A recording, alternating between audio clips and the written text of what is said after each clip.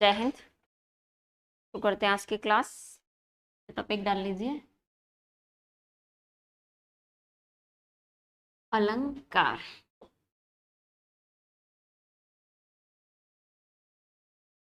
सबसे पहले सवाल बनता है कि अलंकार किससे मिलकर बना है। तो अलंकार जो शब्द है वो अलम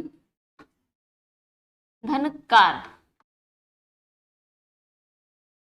देखो, अलंग कोई शुद्ध उपसर्ग तो नहीं है, लेकिन अगर एग्जामिनर जबरदस्ती पूछ ही ले कि अलंकार में कौन सा उपसर्ग है, तो आपका आंसर होगा अलम। अलम का अर्थ होता है शोभा, शोभा बढ़ाने वाले, और कार का अर्थ होता है करने वाला। और यहां पर शोभा करने वाला या शोभा बढ़ाने वाला, यानी कि अलंकार का शाब्दिक अर्थ क्या हो जाएगा। तो अलंकार का शाब्दिक अर्थ होता है आभूषण।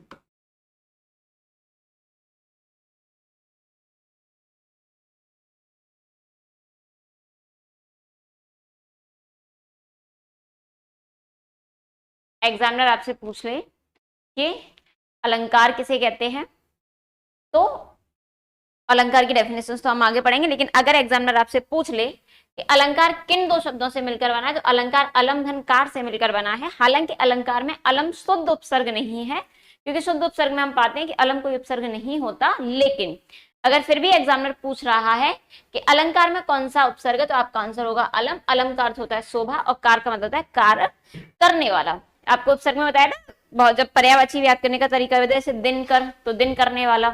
तो शोभा करने वाला क्या होता है, शोभा करने वाला होता है अलंकार। और अलंकार का शाब्दिक अर्थ क्या होता है, तो अलंकार का शाब्दिक अर्थ होता है आभूषण। अर्थात डेफिनेशन क्या हो जाएगी, तो हमारी डेफिनेशन हो जाएगी वे तत्व या कारक, यानी वे तत्व या कारक जो साहित्य में, हालांकि पहले साहित्य पर्यायवाची हुआ करता था काव्य का, लेकिन अब साहित्य में काव्य और गद्य दोनों आ जाते हैं। तो हम क्या लिखेंगे, हम काव्य शब्द का प्रयोग करेंगे कि वे तत्व या कारक जो काव्य में शोभा बढ़ाते हैं। काव्य में शोभा, या हम कह सकते हैं सौंदर्य बढ़ाते हैं, उन्हें क्या कहते हैं, उन्हें अलंकार कहते हैं। वे तत्व या कारक जो काव्य में शोभा बढ़ाते हैं या शोभा प्रदान करते हैं, उन्हें क्या कहते हैं, अलंकार कहते हैं। इतनी सी बात क्लियर हो रही है। अलंकार का शाब्दिक अर्थ आभूषण। अलंकार किन दो शब्दों से मिलकर बना है, तो अलंकार अलम धनकार से मिलकर बना है। अलम का अर्थ होता है शोभा, और कार का अर्थ होता है करने वाला। अर्थात वे तत्व या कारक जो शोभा बढ़ाते हैं किसकी, काव्य की, उन्हें क्या कहते हैं, उन्हें अलंकार कहते हैं। नेक्स्ट बात करते हैं कि अलंकार हमें सबसे पहले कहां मिलते हैं। तो अलंकार सर्वप्रथम नाट्य शास्त्र में मिलते हैं। और नाट्य शास्त्र को क्या कहा जाता है, नाट्य शास्त्र को पंचम वेद कहा जाता है। ये मैंने आपको रस वाले टॉपिक में ठीक डीपली बताया ही था कि इसको पंचम वेद क्यों कहते हैं, नाट्य शास्त्र क्यों कहते हैं।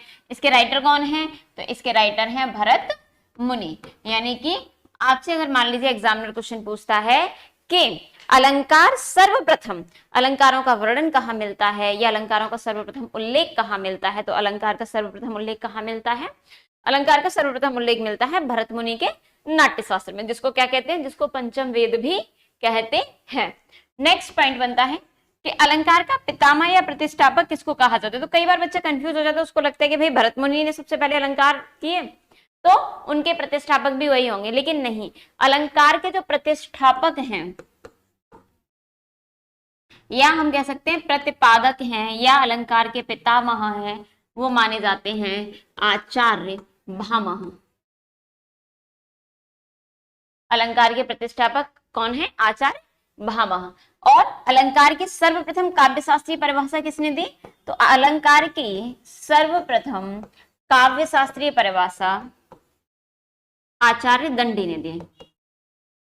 काव्य शास्त्रीय परिभाषा किसने दी, आचार्य दंडी।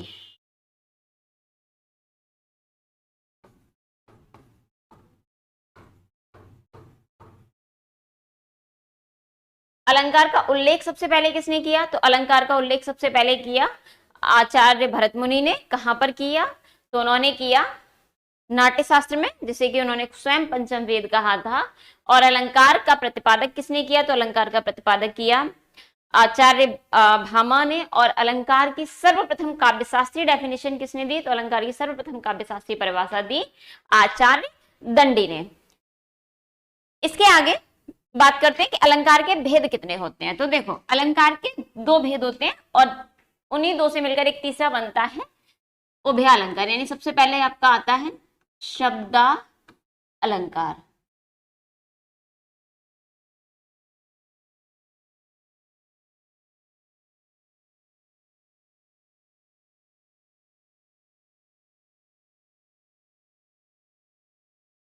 दूसरा होता है अर्थालंकार।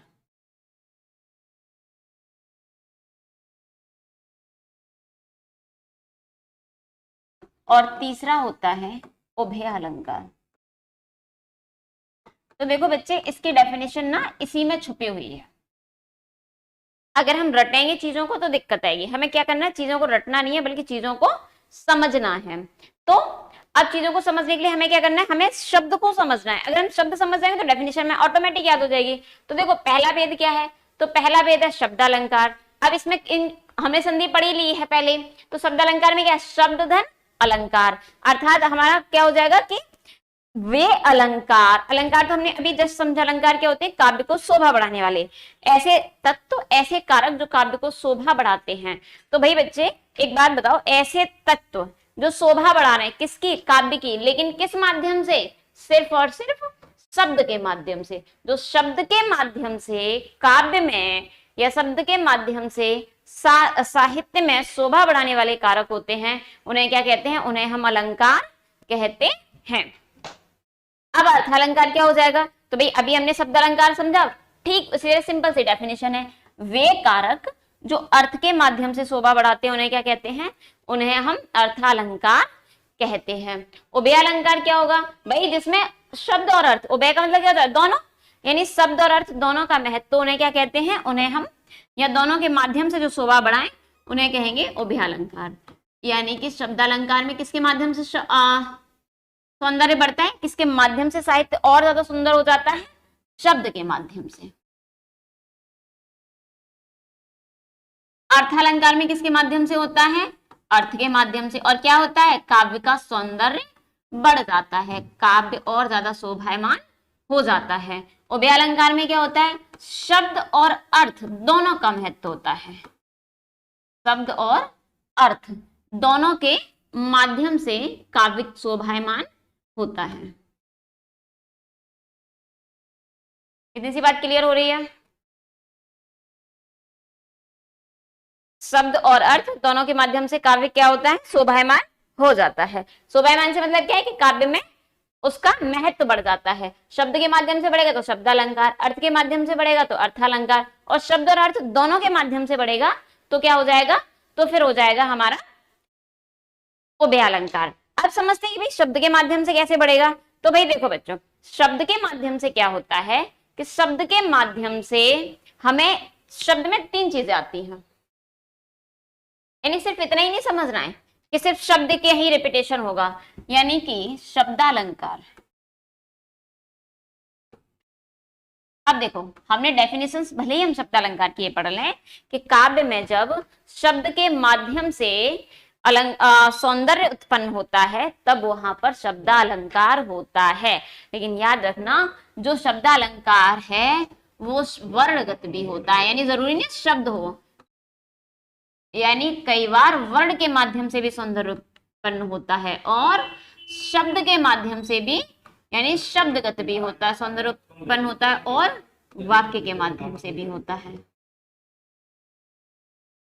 अब शब्दगत कैसे, सबसे पहले बात करते हैं कि वर्णगत कैसे होता है।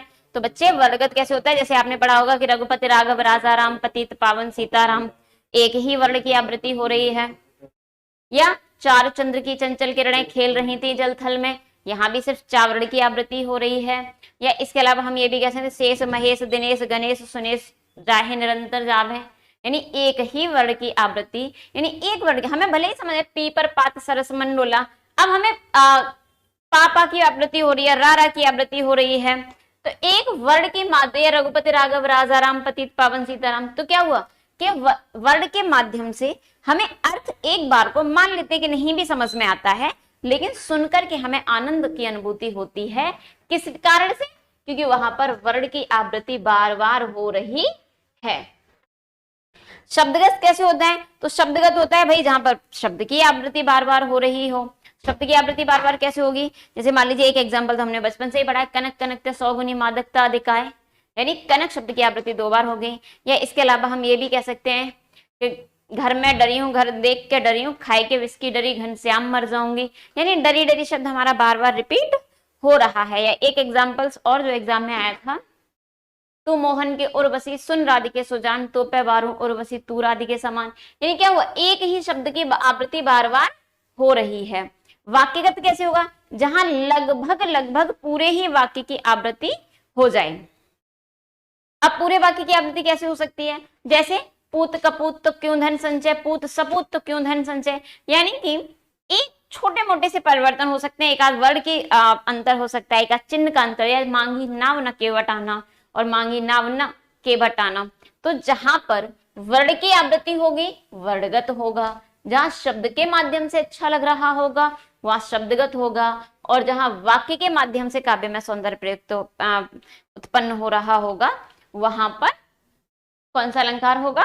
वहां पर होगा आपका शब्दालंकार। लेकिन कैसा होगा शब्दालंकार? वाक्यगत होगा।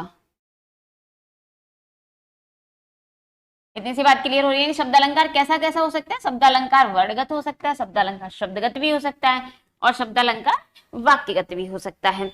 अब अर्थालंकार क्या होता है? तो अर्थालंकार में क्या होता है कि हमें अर्थ को ढूंढना पड़ता है, यानी हमें पढ़ करके शायद चीजें क्लियर ना हो, लेकिन जब हम अर्थ क्लियर समझ जाएंगे तो हमें वो सारी चीजें क्लियर हो जाती हैं।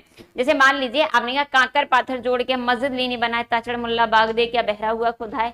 अब इसको सुनकर के शायद हमें चीजें इतनी अच्छे से क्लियर ना हो, लेकिन जब हम इसका अर्थ समझेंगे तो ज्यादा अच्छा लगेगा।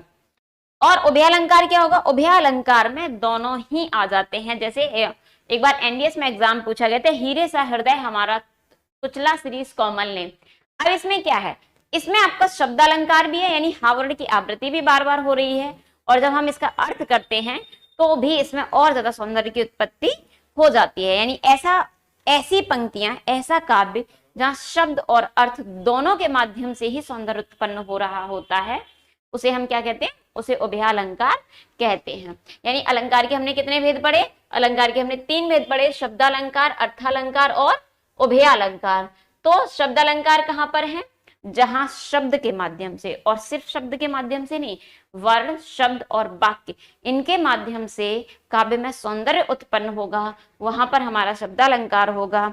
जहां सुनकर के या पढ़ करके हमें आनंद की अनुभूति भले ही ना हो, लेकिन जब हम उसका अर्थ ग्रहण करें या अर्थ को समझें तब आनंद की उत्पत्ति हो, यानी कि अर्थ के माध्यम से साहित्य में सौंदर्य उत्पन्न हो, वहां होता है हमारा अर्थालंकार। और जहां शब्द और अर्थ दोनों का ही महत्व बराबर हो, यानी दोनों से ही काव्य में सौंदर्य उत्पन्न हो रहा हो, वहां होता है हमारा उभयालंकार।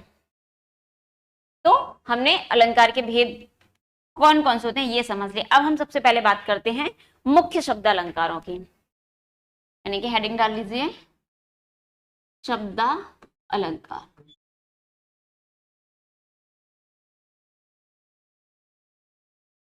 शब्दालंकारों में बहुत सारे शब्दालंकार होते हैं, जैसे अनुप्रास है, यमक है, श्लेष है, वक्रोक्ति है, पुनरुक्त प्रकाश है, बीप्सा है, चित्रा है, मुद्रा है। हम महत्वपूर्ण जो कि एग्जाम की दृष्टि से बहुत ज्यादा महत्वपूर्ण है उनकी बात करते हैं। तो सबसे पहले आता है अनुप्रास, दूसरे नंबर पर आता है यमक, यानी कि क्या हो जाएगा? अनुप्रास अलंकार। सेकंड नंबर पर यमक अलंकार, और तीसरा महत्वपूर्ण है श्लेष अलंकार, और चौथा हमारा आता है वक्रोक्ति अलंकार। नेक्स्ट होता है पुनरुक्त प्रकाश, और अगला है बीप्सा अलंकार। एग्जाम में महत्वपूर्ण दृष्टि से पूछे जाते हैं अनुप्रास, यमक, श्लेष और वक्रोक्ति। पुनरुक्त प्रकाश और बीप्सा शब्दालंकार ही हैं, लेकिन एग्जाम में पूछने की संभावना कम होती है। अब एक हल्का सा इंट्रोडक्शन इन अलंकारों का लिए लेते हैं कि ये क्या होते हैं। देखो, शब्दालंकार और में शिवानी चक, गुड मॉर्निंग बच्चे। चलिए, यानी कि शब्द अलंकार में महत्वपूर्ण कौन कौन से होते हैं? अनुप्रास, यमक, श्लेष, वक्रोक्ति। ये चार एग्जाम की दृष्टि से बहुत महत्वपूर्ण है। हालांकि पुनरुक्त प्रकाश और बीप्सा भी शब्द अलंकारों के ही अंतर्गत आते हैं। मान लीजिए आपसे भूमिका में प्रश्न पूछ ले कि निम्न में से शब्द अलंकार कौन सा है या अर्थ अलंकार कौन सा है, तो आप बता देंगे। तो अनुप्रास किसे कहते हैं? जैसे कि हम बचपन से पढ़ते ही आए हैं कि जहां वर्णों की आवृत्ति बार बार होती है। अनुधन प्रास, अनु का मतलब क्या होता है? बार बार या पीछे, यानी कि बार बार अगर एक ही वर्ण आए तो वहां कौन सा अलंकार होता है? वहां होता है अनुप्रास अलंकार। इतनी सी बात क्लियर होगी। जैसे बनन में, बागन में, बगराय और बसंत है तो वाह वाह वर्ण की बार बार आवृत्ति हो रही है। यमक अलंकार में क्या होगा? तो यमक अलंकार में यहाँ पर शॉर्ट में लिखते जाते हैं, फिर गहराई से तो खैर हम पढ़ेंगे इन चारों अलंकारों को। अनुप्रास अलंकार में वर्ण की आवृत्ति होती है। यमक अलंकार में शब्द की आवृत्ति, शब्द की आवृत्ति, लेकिन क्या होगा? किंतु अर्थ भिन्न होगा। यानी कि जितनी बार शब्द आएगा अर्थ उसका उतनी ही बार अलग अलग हो जाएगा। और श्लेष अलंकार में क्या होगा? शब्द तो एक होगा, यानी शब्द एक, किंतु अर्थ, यानी वो जो एक शब्द होगा वो बहुत सारे अर्थों को ग्रहण कर रहा होगा। इतनी सी बात समझ में आ रही है? शशिकांत कुमार, गुड मॉर्निंग बच्चे।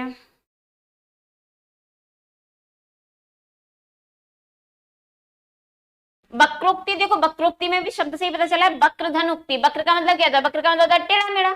तो यानी कि क्या होगा? यानी कहने वाला बात हो सकता है सीधे कह भी रहा हो, लेकिन सुनने वाला जबरदस्ती में टेढ़ा मेढ़ा अर्थ ले रहा होगा। सोनिका यादव, बिल्कुल। चारु चंद्र की चंचल किरणें खेल रही थी जलथल में, अनुप्रास अलंकार है। अच्छा शिवानी बेटा, ये और बताइए ये किसकी पंक्ति है? क्योंकि एग्जाम में कई बार पूछी गई है कि ये पंक्ति किसकी है। वक्रोक्ति में क्या होगा? कहने वाला तो बात, यानी आप वक्र धन उक्ति टेढ़ा मेढ़ा, यानी अर्थ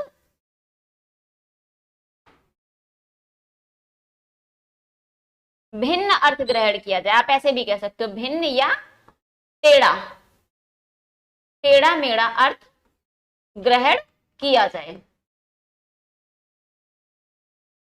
ग्रहण किया जाए। पुनरुक्त प्रकाश में शब्द की आवृत्ति होती है लेकिन अर्थ भिन्न नहीं होता। और बीप्सा अलंकार में भावनात्मकता के रूप में शब्द की आवृत्ति होती है। भावनात्मक रूप में, यानी कि यहां भी शब्द की आवृत्ति, जैसे अरे अरे ये क्या हो रहा है? भावनाओं का आवेग होता है, हम कह सकते हैं भावावेग होता है। यहां पर भावावेग।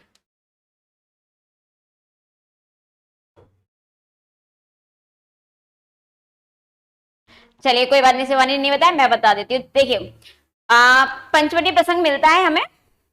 चारु चंद्र की चंचल किरणें खेल रही थी जलथल में, स्वच्छ चांदनी बिछी हुई। अच्छा आ गया आंसर, आ गया मैथिली षडगुप्त, वेरी गुड बच्चे। ये पंचवटी प्रसंग से है कि चारु चंद्र की चंचल किरणें खेल रही थी जलथल में, स्वच्छ चांदनी बिछी हुई है अवनी से अंबर तल में। उसके सम्मुख पंचवटी की छाया में सुंदर पर्ण कुटीर बना, उसके सम्मुख स्वच्छ शिला पर धीरवीर गंभीर बना। बहुत अच्छा वर्णन किया मैथिली षडगुप्त ने। जब भगवान राम, सीता और लक्ष्मण वन में है उस समय का वर्णन है, और एग्जाम की दृष्टि से बहुत इंपॉर्टेंट है। और देखो एक चीज और बता दूं मैं आपको कि जहां भी प्रकृति के सौंदर्य का वर्णन होता है वहां श्रृंगार रस होता है। हाँ बिल्कुल, जहां कोई बात सीधे सीधे कही जा रही है, कहने वाला बात को सीधे समझ रहा है, सुनने वाला मान ही नहीं रहा, अपने आपसे जानबूझकर अर्थ भिन्न कर रहा है। जैसे कि अब देखो हम ब्रजभाषी, तो मैं ब्रज का ही एक एग्जांपल देती हूँ, उसके बाद आगे बढ़ती हूँ। एक बार क्या हुआ कि कन्हैया जी ने कहा होगा कि चलिए राधे आज शाम को चलते हैं कहीं घूमने, या कोई शो वो देखने चलते हैं एक मूवी का, मुझे तो पता भी नहीं आजकल कौन सी मूवी चल रही है ज्यादा। तो बेचारी राधा जी तैयार होके बैठी हैं, अब कृष्ण जी हैं वो आए लेट। अब वो लेट पहुंचे तो क्या होगा, राधा गुस्सा हो जाएंगी, जैसी बात है, क्रोध में होंगी। जब समय दिया था 2:30 बजे का, पहुंचे हो 5 बजे, तो राधा क्रोध में बैठी हुई है अपने घर का दरवाजा बंद करके। तो कृष्ण पहुंचे, तो देखिए होता क्या है कि जो हमारे आसपास के लोग होते हैं, हमारे अपने होते हैं, उनको हम उनकी आहट से ही पहचान लेते हैं, या दरवाजा नॉक करने के तरीके से भी पहचान लेते हैं। भगवान कृष्ण ने दरवाजा खटखटाया और राधा क्रोध में है, तो वो एकदम से पूछने लगते हैं कौन द्वार पर, दरवाजे पर कौन है। भगवान कृष्ण समझ तो गए हैं कि राधा क्रोध में, और जवाब देते हैं फिर भी कि मैं घनश्याम, कि मैं कौन हूं, घनश्याम। और राधा क्योंकि क्रोध में है तो जानबूझ करके कहती हैं तो बरसों कित जाओ, यानी अगर तुम घनमीस, क्या होता है घनमीस, होता है बादल, और श्यामीस काले, ये तुम काले बादल हो, तो मेरे घर पे तुम्हारा कोई काम नहीं है, कहीं किसी उपवन में जाकर या कहीं किसी खेत में जाकर के बरसो। तो क्या किया, राधा जी ने जानबूझ करके अर्थ का अनर्थ ग्रहण कर लिया। चलिए इसको और वक्रोक्ति में हम पूरा का पूरा इस छंद को पढ़ेंगे। राधा और कृष्ण का जो संवाद है, प्यार भरी नोकझोंक है। फिलहाल मैंने एक लाइट से इंट्रोडक्शन दिया है आपको कि अनुप्रास क्या है, यमक क्या है, श्लेष क्या है और वक्रोक्ति क्या है। अनुप्रास, अनुधन प्रास से भी हम समझ सकते हैं, अनुका अर्थ होता है बार बार, प्रास का अर्थ होता है वर्ण, यानी जहां वर्णों की आवृत्ति हो वहां अनुप्रास अलंकार। यमक युग्मक शब्द से बना है, तो युग्मक का मतलब होता है जोड़ा, यानी जहां शब्द जोड़े मन आए, एक से अधिक बार शब्द आए लेकिन अर्थ अलग अलग ग्रहण करें, तो वहां होगा आपका यमक अलंकार। श्लेष, श्लिष्ट शब्द से बना, जिसका शाब्दिक अर्थ ही होता है चिपकना, यानी एक ही शब्द में बहुत सारे अर्थ चिपके हुए हों। और इसके लिए सबसे बेस्ट एग्जांपल जो कि हम बचपन से पढ़ते आ रहे हैं श्लेष के क्षेत्र में, कि रहमन पानी राखिए बिन पानी सब सून, पानी गए न उबरे मोती मानस चून। यानी रहीमदास जी कहते हैं कि हे मनुष्य, पानी को बचाए रखना, पानी जीवन के लिए बेहद आवश्यक है, क्योंकि यदि पानी नहीं होगा तो किस किस का महत्व समाप्त हो जाएगा, मनुष्य का, आटे का और मोती का। मोती अर्थात आभूषण, मोतियों से आभूषण बनते हैं, तो हम कौन से मोतियों को लेना ज्यादा बेहतर समझते हैं, जिसमें चमक होती है। अर्थात जैसे आपने सामान्यतः सुना होगा, घर में महिलाएं कहती हैं कि जो कोई फंक्शन है या कहीं शादी विवाह के जेवर पर पानी फिरवा लाइए, तो पानी फिरवाने का मतलब क्या होता है, उस पर पॉलिश करवा के उसमें चमक बढ़वा लाइए। और आटे के लिए पानी का महत्व क्या है, आटे के लिए पानी का महत्व जल से ही है, और मनुष्य के लिए पानी का महत्व प्रतिष्ठा से। जैसे कहते हैं ना कि आंखों का पानी नहीं मराए तो ये काम कर लो, या आंखों में पानी बचाए कि नहीं बचा, अर्थात इसका अर्थ क्या हो जाएगा, इसका अर्थ है कि इज्जत और प्रतिष्ठा। वक्रोक्ति का वक्रधन उक्ति, यानी बात को टेढ़े मेढ़े तरीके से, यानी बात तो सीधे सीधे कही जा रही है लेकिन सुनने वाला जानबूझ करके जैसे टेढ़ा अर्थ कह रहा है, जैसे हम कहते हैं ना चिंदराना, ब्रज भाषा में कहा जाता है चिंदराना शब्द होता है। या जैसे मान लीजिए मैंने आके क्लास में पूछ लेती हूँ कल कहाँ थे, तो बच्चों को भी समझ में आ जाता है कि मैडम ये पूछना चाह रही कि कल क्या पढ़ाया था, लेकिन वो जानबूझकर क्या कहते हैं, मैडम हम यही थे, कल भी क्लास में ही थे। यानी ये क्या होता है, ये है वक्रोक्ति अलंकार, जानबूझ करके अर्थ का अनर्थ कर देना। पुनरुक्त प्रकाश में शब्दों की आवृत्ति होती है लेकिन अर्थ भिन्न नहीं होता, और बीप्सा अलंकार में भावनाओं का आवेग अधिक होता है, भावनाओं का आवेग अधिक करते हैं अनुप्रास अलंकार की। तो बच्चे देखो अनुप्रास अलंकार कहाँ होता है, हमने सिंपली बचपन से यही पढ़ा है कि अनुप्रास अलंकार में वर्ण की आवृत्ति होती है, लेकिन अनुप्रास अलंकार के भी कितने भेद होते हैं, 5 भेद होते हैं। चलिए हेडिंग डाल लीजिए, अगर आप लोग साथ साथ नोट कर रहे हैं तो बहुत अच्छी बात है, क्योंकि लिखने से भी चीजें याद होती हैं। तो अनुप्रास अलंकार की डेफिनेशन हम लोगों ने क्या पढ़ी है, शुरू से अनुप्रास अलंकार की डेफिनेशन पढ़ी है, जहां क्या हो, जहां वर्ण की आवृत्ति, जहां वर्ण की आवृत्ति बार बार हो।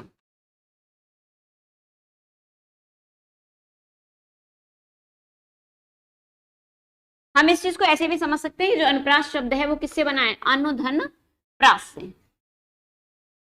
अब वर्ण की आवृत्ति कैसे होगी, एग्जाम्पल के तौर पर उदाहरण के लिए हम समझ लेते हैं। जैसे मान लीजिए हमने एक एग्जाम्पल तो हमारी शिवानी बच्चे ने बता ही दिया, चारों चंद्र की चंचल किरण है, तो इसको दोबारा नहीं लिख रहे हैं और मैं इसका वर्णन भी कर चुके हैं, हम दूसरा लिए लेते हैं। शेष गणेश, या इसको छोटा सा एग्जांपल लेते हैं, रघुपति राघव, रघुपति राघव राजा राम, पतित पावन सीताराम। या इसके अलावा एक और एग्जांपल ये लेते हैं, और एग्जांपल आपके क्या हो सकते हैं, एक तो वही है, मैं इसको ओरली बता देती हूँ।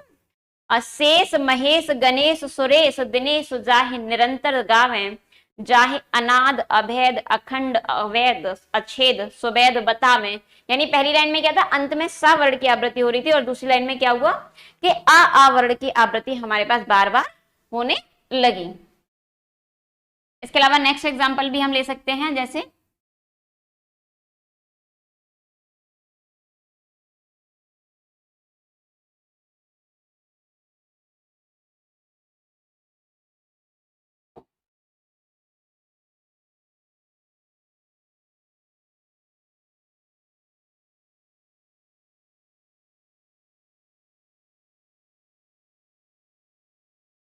चाहे अभेद अभेद अखंड अनादि सुवेद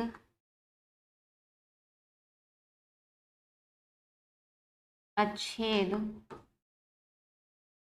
बतावे। अब देखो इसमें क्या हुआ, इसमें आ वर्ण की आवृत्ति बार बार हो गई, यानी कि जहां पर वर्ण की आवृत्ति बार बार है वहां पर कौन सा अलंकार होता है, अनुप्रास अलंकार। अब अगर इसके भेदों की बात करें तो इसके भेद कौन कौन से होते हैं, तो बच्चे इसके 5 भेद होते हैं। तो सबसे पहले आता है छेकानुप्रास। मैं यहाँ पर भेदों के नाम लिख देती हूँ, फिर नेक्स्ट पेज पे इसको कराएंगे। छेकानुप्रास। दूसरा होता है वृत्त्यानुप्रास,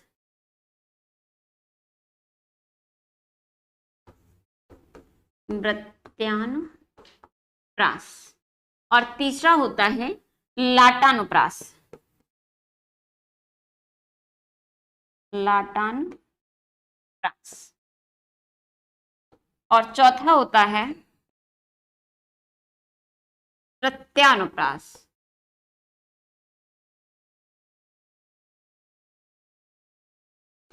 और पांचवा होता है अंत्यानुप्रास।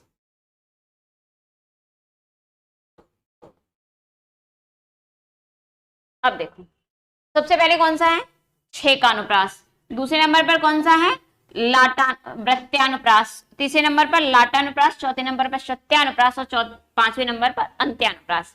अब देखो इसमें होता क्या है, छेकानुप्रास में किसी भी वर्ण की आवृत्ति, यानी कि किसी भी वर्ण से मतलब एक से अधिक वर्णों की आवृत्ति होती है, लेकिन सिर्फ एक बार मानी जाती है। एक बार से मतलब क्या है कि देखो सामान्यतः अगर हम समझना चाहें तो किसी वर्ण की आवृत्ति 2 बार होगी, लेकिन एक बार हम उसको काउंट नहीं करते हैं, सिर्फ एक ही बार में काउंट करते हैं। इसीलिए छेकानुप्रास में हम पढ़ते हैं कि अनेक वर्णों की आवृत्ति सिर्फ एक बार होती है।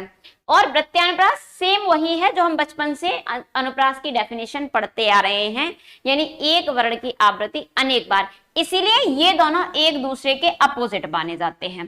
कई बार एग्जाम में पूछ भी लेता है कि छेकानुप्रास का विपरीत अलंकार कौन सा है, तो छेकानुप्रास का विपरीत अलंकार होता है वृत्त्यानुप्रास। और अगर वो पूछ ले कि वृत्त्यानुप्रास का विपरीत अलंकार कौन सा है, तो वृत्त्यानुप्रास का विपरीत अलंकार होता है छेकानुप्रास। लाटानुप्रास शब्दगत और वाक्यगत तो दोनों होता है।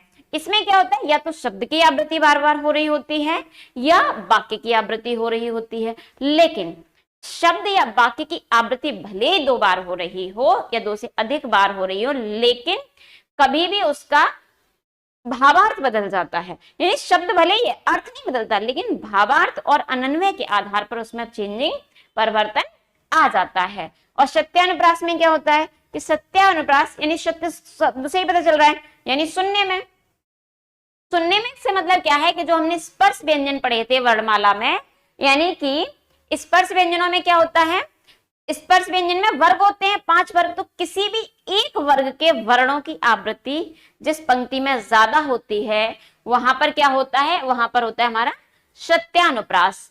और अंत्यानुप्रास कहाँ होता है, अंत्यानुप्रास होता है जहां अंत में, आमतौर पर वाक्य के अंत में समान व्यंजन वर्ण पर और उस पर भी समाहित समान स्वर वर्ण पर किसी भी पंक्ति का अंत होता है, या इन शॉर्ट फॉर्मेट हम कह सकते हैं कि जहां पर तुकांत छंद होते हैं वहां पर अंत्यानुप्रास होता है।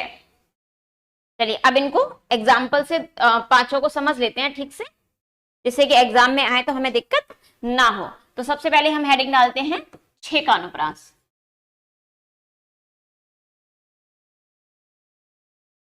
और छह का अनुप्रास होगा कहां? तो भाई छह का अनुप्रास की डेफिनेशन की बात करें तो डेफिनेशन क्या हो जाएगी कि जहां अनेक वर्णों की आवृत्ति, अनेक वर्णों की आवृत्ति एक बार हो, जहां अनेक वर्णों की आवृत्ति कैसी हो? एक बार हो, वहां कौन सा अलंकार होता है? छह का अनुप्रास। अब देखो मैं छह का और वृत्त्या को दोनों को साथ साथ समझाऊंगी, एक एक एग्जाम्पल लिख लेते हैं उसके बाद बात करते हैं। यानी पहले इसका उदाहरण क्या हो सकता है, तो इसका उदाहरण देखो, उदाहरण के लिए हम इसमें ले सकते हैं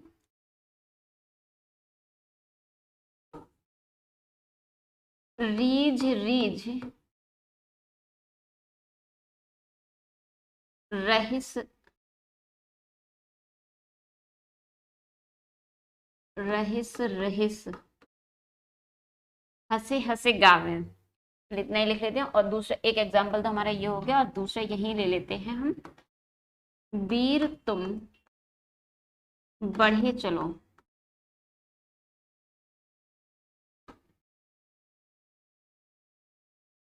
धीर तुम बढ़े चलो। चलो पहले मैं क्या करती हूँ, पहले मैं एक बार वृत्त्या अनुप्रास को दोनों को लिख लेती हूँ, उसके बाद आपको सारी चीजें क्लियर करती हूँ। अब नेक्स्ट क्या हो जाएगा, और तब तक आप लोग देखिए इसमें कहा मैंने जैसे बताया अनेक वर्णों की आवृत्ति एक बार हो रही, तो किस तरीके से हो रही है। अच्छा इसमें एक कंडीशन लिख लेना, और कंडीशन क्या होगी, कंडीशन होती है क्रमगत, या हम कह सकते हैं क्रम स्वरूपतः और क्रमशः, ये दो कंडीशन होती हैं। और ये दोनों कंडीशन किसमें, ये दोनों कंडीशन छह का अनुप्रास में है। अगली हम बात करते हैं वृत्त्यानुप्रास की। वृत्त्यानुप्रास, अब देखो वृत्त्यानुप्रास में क्या है, तो भाई वृत्त्यानुप्रास की डेफिनेशन क्या है, तो वृत्त्यानुप्रास की डेफिनेशन है एक वर्ण की आवृत्ति, एक वर्ण की आवृत्ति अनेक बार। अब देखो डेफिनेशन से पता चल रहा है, क्या पता चल रहा है कि दोनों एक दूसरे के विरोधी हैं। कैसे पता चल रहा है, तो देखो यहां पर क्या है, अनेक वर्ण और उनकी आवृत्ति कितनी बार हो रही है, एक बार। लेकिन वृत्त्या में क्या हो रहा है, एक वर्ण है लेकिन आवृत्ति कितनी बार हो रही है, अनेक बार हो रही है। तो कौन सा अलंकार हो जाएगा, फिर हमारा अलंकार होगा वृत्त्यानुप्रास। अच्छा इसका भी उदाहरण लिए लेते हैं, उदाहरण के लिए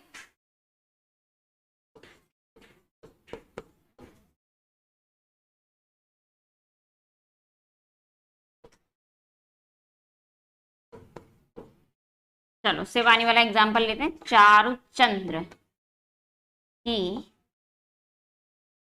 चंचल किरणें। अब देखो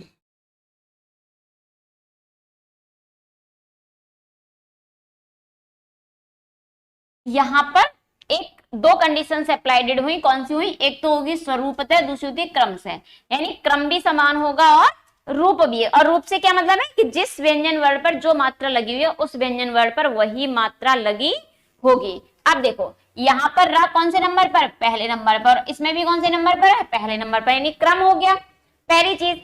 अब स्वरूप कैसे हो गया, भाई इस पर भी क्या है, बड़ी की मात्रा, और इस पर भी क्या है, बड़ी की मात्रा। तो अब इसको इससे कंपैरिजन करेंगे तो अब हम इसको काउंट नहीं करेंगे। तो बताओ रा पर बड़ी की मात्रा इस पंक्ति में कितनी बार आई, एक बार। जब हम एक को पढ़ रहे होते हैं तो दूसरे को काउंट नहीं कर रहे होते। और इसी तरीके से झा कितनी बार आया, यानी कि इन पंक्तियों में अगर हम देखें तो इस पंक्ति में हमें किन किन वर्णों की आवृत्ति हुई, तो बच्चे इन पंक्तियों में रा, झा, ह और सा, इन 4 वर्णों की आवृत्ति एक बार हुई है। अब एक बार अब आप ये मत करना कि आप ये बोलो 2 बार हुई है, 2 बार नहीं हो सकती। क्यों नहीं हो सकती? कि जिससे हम कंपैरिजन कर रहे हैं उनको काउंट ही नहीं किया जाएगा। जैसे यहाँ पे भी रावण की आवृत्ति 2 बार काउंट होगी। क्यों? ये वाला अलग है और ये वाला अलग है। इतनी सी बात क्लियर हो रही है?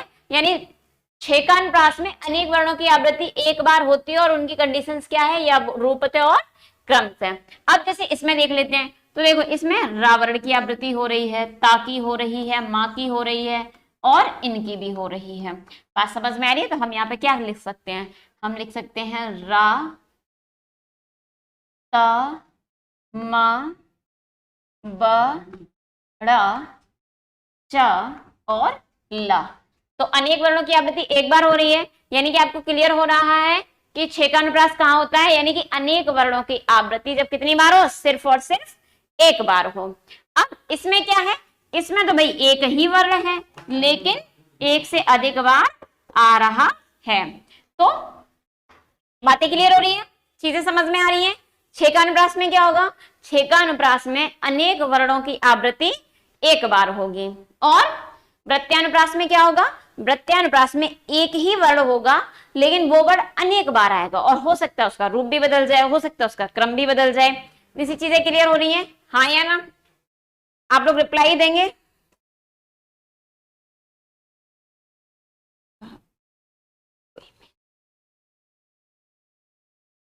चलिए, तो आज हमने अलंकार शुरू किया, एक बार रिकैप कर लेते हैं। सर रिकैप करवा दो।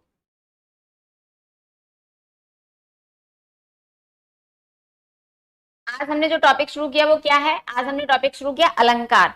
अलंकार किन 2 शब्दों से मिलकर बना है? तो अलंकार अलम धन कार से मिलकर बना है। अलम का अर्थ होता है शोभा, कार का होता है करने वाला, और अलंकार का शाब्दिक अर्थ होता है आभूषण। अर्थात डेफिनेशन क्या होगी? वे तत्व या वे कारक जो क्या करते हैं? जो काव्य की शोभा बढ़ाते हैं, उन्हें क्या कहते हैं? उन्हें अलंकार कहते हैं।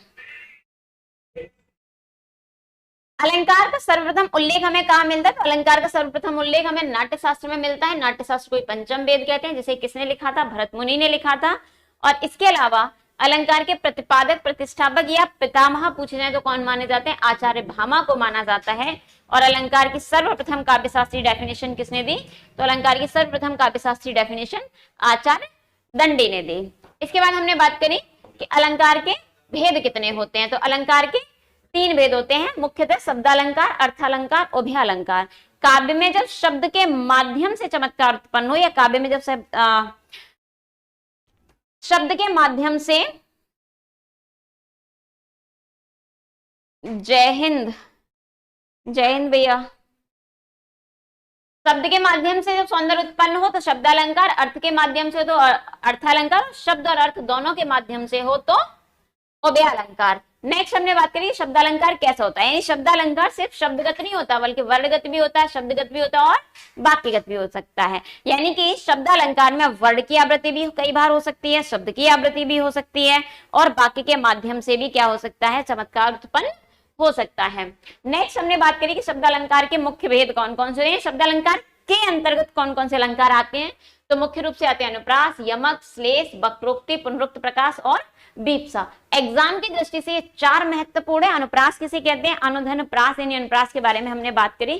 तो अनुप्रास जहां वर्णों की आवृत्ति हो वहां अनुप्रास अलंकार, जहां शब्दों की आवृत्ति और अर्थ भिन्न हो अर्थ यमक अलंकार, जहां शब्द एक हो लेकिन अर्थ अनेक हो श्लेष अलंकार, जहां भिन्न कहने वाला अपनी बात को सही तरीके से कह रहा है लेकिन सुनने वाला जानबूझ करके अर्थ का अनर्थ कर रहा है तो क्या हो जाएगा? वक्रोक्ति अलंकार। और पुनरुक्त प्रकाश में शब्दों की आवृत्ति होती है लेकिन अर्थ भिन्न नहीं होते हैं। और बीप्सा में क्या होता है? बीप्सा अलंकार में भावनाओं का आवेग अधिक होता है। नेक्स्ट हमने बात करी अनुप्रास अलंकार कहाँ होता है। तो मैंने पहले बता दी जहां वर्णों की आवृत्ति क्या हो, जहां वर्णों की आवृत्ति बार बार हो वहां अनुप्रास अलंकार होता है। अनुप्रास अलंकार के 5 भेद होते हैं: छेकानुप्रास, प्रत्यानुप्रास, लाटानुप्रास, श्रुत्यानुप्रास और अंत्यानुप्रास। और आज हमने अनुप्रास अलंकार के दो भेदों की बात करी, कौन कौन से, छेका और वृत्त्या। और याद रखना, इससे क्वेश्चन कई बार पूछ लिया जाता है कि छेका अनुप्रास का विपरीत अलंकार कौन सा है, और तो छेका का विपरीत होगा वृत्त्या और वृत्त्या का विपरीत होता है छेका। क्या होता है, छेका अनुप्रास में अनेक वर्णों की आवृत्ति एक बार होती है। जैसे कि एग्जाम्पल के तौर पर मैंने आपको समझा ही दिया कि अनेक वर्ण कितनी बार आएंगे, बहुत एक ही बार आएंगे, लेकिन अब एक बार क्यों आएंगे इस चीज को ध्यान से रखना। आप ये मत समझना कि 2 बार आ रहे हैं, हम जिससे कंपैरिजन कर रहे होते हैं उसको काउंट नहीं करते हैं, इसीलिए उनका स्वरूप और क्रम एक जैसा होता है। अन्यथा आप तो कह देंगे यहाँ पे रा वर्ण की आवृत्ति 4 बार हो गई है, लेकिन 4 बार काउंट नहीं होगी, वो सिर्फ 2 ही बार काउंट होगी, दोनों में भी स्वरूप अलग अलग होगा उनका। और वृत्त्यानुप्रास में क्या होता है कि एक ही वर्ण होता है और उसकी आवृत्ति अनेक बार हो रही होती है, उसमें स्वरूप भी अलग अलग हो सकता है और क्रम भी भिन्न भिन्न हो सकता है। तो छेका का विपरीत वृत्त्या और वृत्त्या का विपरीत छेका अनुप्रास। चलिए आज की क्लास में हम इतना ही करते हैं और कल हम अनुप्रास अलंकार को कंप्लीट करेंगे। मेरा प्रयास होगा कि यमक और श्लेष को भी कर लें। जय हिंद।